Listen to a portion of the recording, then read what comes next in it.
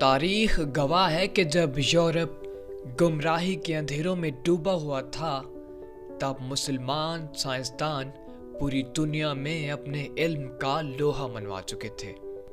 مسلمان سائنسدانوں نے پوری دنیا میں اپنے علم کی بدولت راج کیا۔ وہ مسلمان سائنسدان ہی تو تھے جنہوں نے سرجری کرنے اور سرجری کے آلات کو پہلی مرتبہ متعارف کروایا۔ یہی تو تھے جنہوں نے برین ٹیومر اور معدے کے السر جیسی مہلک بیماریوں کے علاج دریافت کیے۔ لیکن افسوس کہ ہم اپنے آباء کے علم پر غور و فکر کرنے کے بجائے جہالت میں ڈوبے یورپ کے فحش اور بیہودہ کلچر کو اپنی تہذیب میں پروان چڑھا رہے ہیں۔ اس ویڈیو میں ہم ذکر کریں گے ان نامور مسلمان سائنسدانوں کا کہ جن کی بدولت سائنس آج اس مقام پہ ہے۔ السلام علیکم، میرا نام ملک ارباز خان ہے اور آپ دیکھ رہے ہیں ملک ارباز ٹی وی۔ اگر آپ نے ابھی تک میرے چینل کو سبسکرائب نہیں کیا تو جلدی سے سبسکرائب کر کے میری سبسکرائبر فیملی کا حصہ بن جائے تاکہ ہر نئی آنے والی ویڈیو کی اپڈیٹ آپ کو سب سے پہلے ملتے رہے۔ ناظرین، وہ کون سا سائنسدان ہے جسے فینومینا آف ریلیٹیوٹی اور کوانٹم فزکس کے پائنیئر میں شمار کیا جاتا ہے؟ یقیناً آپ آئنسٹائن کے بارے میں ہی سوچ رہے ہوں گے، کیونکہ اتنے بڑے کام تو کوئی گوری چمڑی والا ہی تو کر سکتا ہے۔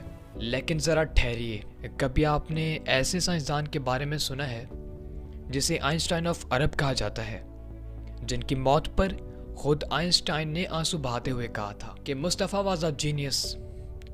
I used to follow up his research in atomic energy. Definitely he was the one of the best scientists of physics. اس عظیم سائنسدان کا نام ڈاکٹر مصطفیٰ مشرفہ ہے۔ ان کا تعلق مصر سے ہے۔ Phenomena of relativity, quantum physics اور میتھس پہ 12 کتابیں لکھی جو کہ آج بھی مغرب کی لائبریریوں میں موجود ہیں۔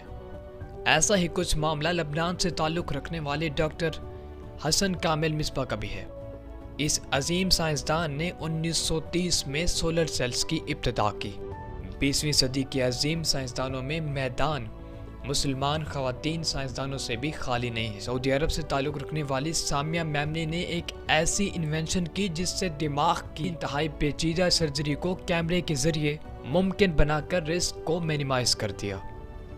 اپنے ملک کو ناقابل تسخیر بنانے کا عزم رکھنے والے مصری نیوکلیئر سائنسدان سمیرہ موسیٰ اور یحییٰ مشہد نے نیوکلیئر میں ایسی ایجاد کی کہ جن پر نیوکلیئر کی ٹیکنالوجی قائم ہے۔ تاریخ ان جیسی باکمال شخصیات سے بھری پڑی ہے، لیکن افسوس کہ وہ تمام صرف تاریخ ہی رہی۔ آج نہ تو ہمیں ابو علی سینا کی طبی خدمات کا پتہ ہے اور نہ ہی خوارزمی کے ریاضی کی اصلاحات کا۔ ہمیں تو بس یہ پتہ ہے کہ سائنس گوری چمڑی والوں کی ایجاد ہے۔ کیا آپ کو معلوم ہے کہ ابو علی سینا کی مشہور کتاب القانون فی الطب آج بھی یورپ کی یونیورسٹیز میں میڈیکل کے طلباء کو پڑھائی جاتی ہے؟ اسی پہ اقبال تڑپ کے کہتا ہے کہ وہی علم کے موتی کتابیں اپنے آبا کی، جو دیکھیں ان کو یورپ میں تو دل ہوتا ہے سی پارا۔ جب یورپ میں سر درد کو بدروحوں کا چمٹ جانا کہا جاتا تھا اور ان بدروحوں کو نکالنے کے لیے چرچ لے جا کر سر میں کیلیں ٹھوکی جاتی تھی، اس وقت مسلمان عراق میں بیٹھے جدید کیمسٹری اور ادویات کی ترقی کی بنیاد رکھ رہے تھے۔ جہاں ابن سینا القانون فی الطب کو تحریر کر رہا تھا جسے آگے جا کر 1000 سال بعد 21ویں صدی میں بھی پڑھا جانا تھا، جابر بن حیان اپنی کتاب لکھ رہا تھا جسے 700 سال تک کیمسٹری کی بائبل کا خطاب ملنا تھا۔ اسی وقت ایسا تیزاب بنایا جا رہا تھا کہ جس کی پیداوار کسی ملک کی صنعتی ترقی کی عکاس کہلاتی تھی۔ وہیں مسلمان سیاح دنیا گھوم رہے تھے، مسلمان ماہر فلکیات اپنا حصہ ڈال رہے تھے، کبھی اسپین کو صاف ترین شہر بنا رہے تھے تو کبھی بغداد کو علم کا گہوارہ بنا رہے تھے اور کہیں نئے علاقے فتح ہو رہے تھے۔ اس ترقی کی وجہ ان کو اپنے نصاب یعنی قرآن و حدیث پر پیروی کرنا اور دینی علوم کے ساتھ تمام دنیاوی علوم کو ساتھ لے کر چلنا تھا اور تمام تر ہنرمندوں کو اپنی تہذیب کو پروان چڑھانے کے لیے استعمال کرنا تھا۔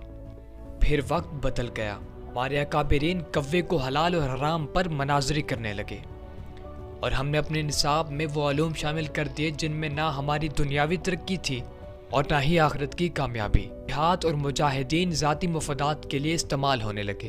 ہیرے، ککڑی، کیلے، مسواک کے سائز ہمارے اہم مسائل میں شامل ہو گئے۔ آمین تیز آہستہ پڑھنے پر کفر کے فتوے لگنا شروع ہو گئے۔ فرض کے بعد دعا جائز ہے ناجائز ہے پر جھگڑے ہونے لگے، اور پھر ہلاکو خان چنگیزی فوج نے مسلمانوں کے سروں سے فٹ بال کھیلے اور کھوپڑیوں کے مینار کھڑے کر دیے۔